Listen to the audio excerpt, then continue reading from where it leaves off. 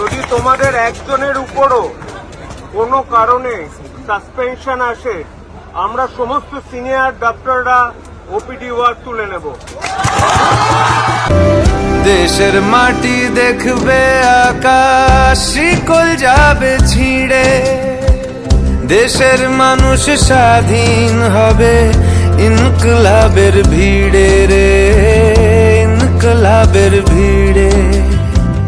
লক্ষ্য শুধুই স্বাধীন ভারত, আলোর মিছিল ভাঙবে গারদ।